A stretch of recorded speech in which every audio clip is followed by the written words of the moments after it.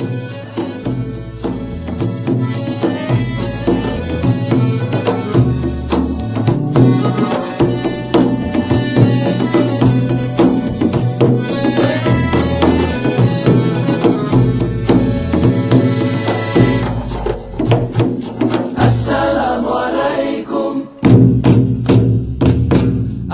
kabar saudaraku sekalian? Aku mendoakan kamu selamat sejahtera. Assalamualaikum.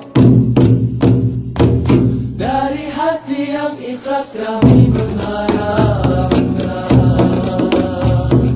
agar sekalian insan telah mendapat hidayah.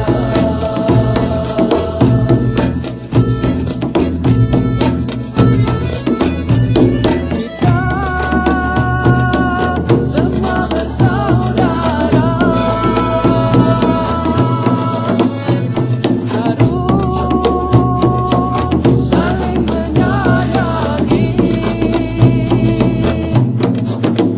Jangan ada yang tak seimbang, berbelah bagi dan membenci. Bersatu teguh bercerai robohkan indah. Assalamualaikum.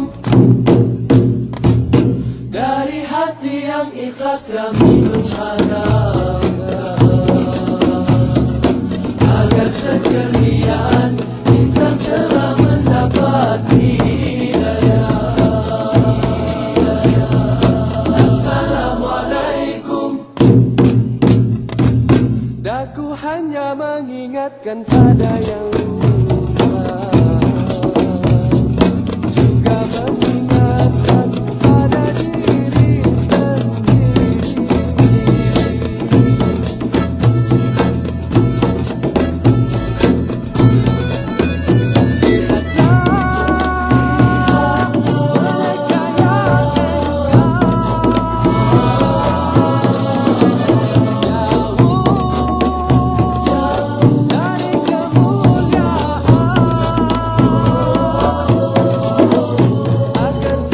Mengikut mereka agar kita terpelihara dari sifat yang keji dan melanggar perintah agama.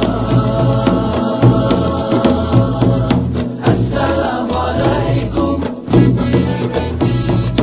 Assalamualaikum.